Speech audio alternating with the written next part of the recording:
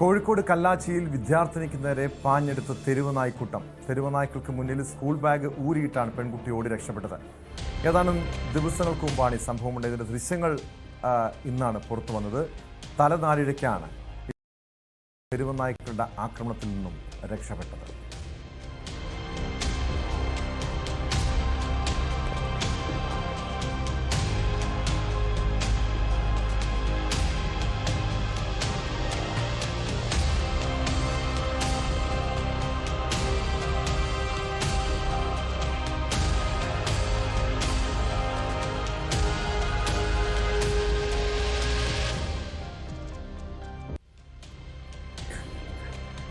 MS Aneesh Kumar ചേരുന്നുണ്ട് വിവരങ്ങളുമായി. അനീഷ്, കഴിഞ്ഞ ദിവസം മലപ്പുറത്ത് സമാനമായൊരു കാഴ്ച കണ്ടതാണ്. സ്കൂളിൽ പോയ വിദ്യാർത്ഥികൾക്ക് നേരെ തെരുവ് നായ്ക്കളുടെ ആക്രമണം. ഇതിപ്പോൾ കോഴിക്കോട് കല്ലാച്ചിയിൽ ആ പെൺകുട്ടി തലനാരിഴയ്ക്കാണ് രക്ഷപ്പെട്ടത്. ഈ തെരുവ് നായ്ക്കളുടെ ശല്യം അതിരൂക്ഷമായിട്ടുള്ള പ്രദേശമാണോ ഇത്?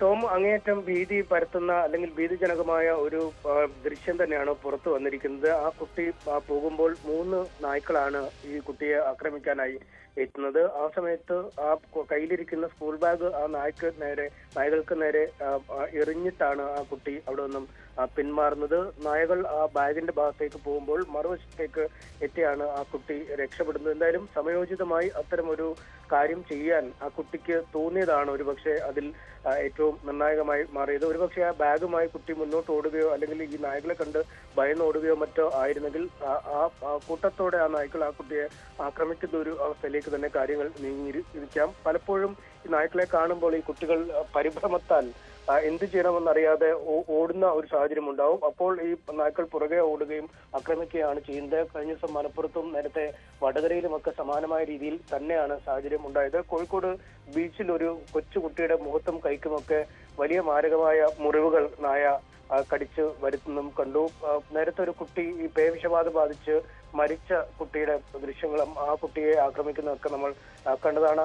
അങ്ങേയറ്റം മാരകമായ രീതിയിലാണ് ഈ നായ്ക്കൾ കൂട്ടത്തോടെ കുട്ടികളെ ആക്രമിക്കുന്നത്. പലപ്പോഴും മുതിർന്നവരാണെങ്കിൽ പോലും നായ്ക്കളിൽ നിന്നും രക്ഷപ്പെടാൻ ഒരുപാട് ബുദ്ധിമുട്ടുന്ന സാഹചര്യം. അപ്പോൾ കുട്ടികൾക്ക് എന്ത് ചെയ്യണമെന്ന് അറിയാതെ പോകുന്നതാണ് പലപ്പോഴും ഇത്തരം കുഴപ്പങ്ങളിലേക്ക് അല്ലെങ്കിൽ ഇത്തരം ആക്രമണങ്ങളിലേക്ക് നയിക്കുക. എന്തായാലും ഇവിടെ സമയോചിതമായി ആ കുട്ടി ഇടപെടുകയും ആ ബാഗ് വലിച്ചെറിയുകയും രക്ഷപ്പെടുകയും ചെയ്തു. നേരത്തെ വടകരയിൽ നിന്നും പുറത്തു വന്ന ദൃശ്യങ്ങളിൽ ഒരു കുട്ടി ഇതേപോലെ തന്നെ വരുമ്പോൾ അത് മതിലിൽ കയറിയാണ് അന്ന് രക്ഷപ്പെട്ട് മറ്റുള്ള ആളുകൾ എത്തിച്ച് നായകയൊക്കെ അടിച്ചോടിക്കുന്ന ഒരു സാഹചര്യം ഉണ്ടായി. എന്തായാലും അങ്ങേയറ്റം അപകടകരമായ ഒരു സാഹചര്യമാണ്.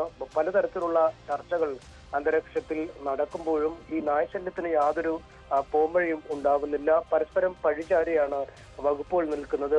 ഈ തദ്ദേശഭരണ വകുപ്പൊക്കെ പൂർണ്ണമായും കൈ കഴുകുകയാണ്. ABC പോലെ ഈ ആനിമൽ ബർത്ത് കൺട്രോളിനുള്ള നിയമങ്ങളൊക്കെ ഉണ്ടെങ്കിൽ പോലും ഈ നായകളെ പിടിച്ച് കൊണ്ടുപോകുന്നതിനോ അല്ലെങ്കിൽ എവിടെയെങ്കിലും താമസിപ്പിക്കുന്നതിനോ പുനരധിവസിപ്പിക്കുന്നതിനോ ഒന്നുമുള്ള ഒരു കൃത്യമായ നീക്കങ്ങൾ തദ്ദേശഭരണ സ്ഥാപനങ്ങളുടെ ഭാഗത്തൊന്നും ഉണ്ടാവുന്നില്ല. എല്ലായിടത്തും ഇത്തരത്തിൽ വലിയ തോതിൽ നായശല്യം പെരുകുന്ന കാഴ്ച രാവിലെ നടക്കാനായി ഇറങ്ങുമ്പോൾ അല്ലെങ്കിൽ വൈകുന്നേരങ്ങളിൽ ഒറ്റയ്ക്ക് പുറത്തേക്ക് പോകുമ്പോഴൊക്കെ ഈ നായകൾ വലിയൊരു ശല്യമായി മാറുന്നു. ഏറ്റവും കൂടുതൽ ഇത്തരത്തിൽ ഈ നായശല്യത്തിന് ഇരയാവുന്നത് കുട്ടികളാണ് താനും. എന്തായാലും ഇവിടെ കല്ലാച്ചിയിൽ ആ കുട്ടി അത്ഭുതകരമായി തന്നെ ഈ നായശല്യത്തിൽ നിന്നും രക്ഷപ്പെട്ടിരിക്കുന്നു, അല്ലെങ്കിൽ അതിന് ആക്രമണം ഏൽക്കാതെ രക്ഷപ്പെട്ടിരിക്കുന്നു എന്നതാണ് ഏറെ ഭാഗ്യമുള്ള ഒരു കാര്യം.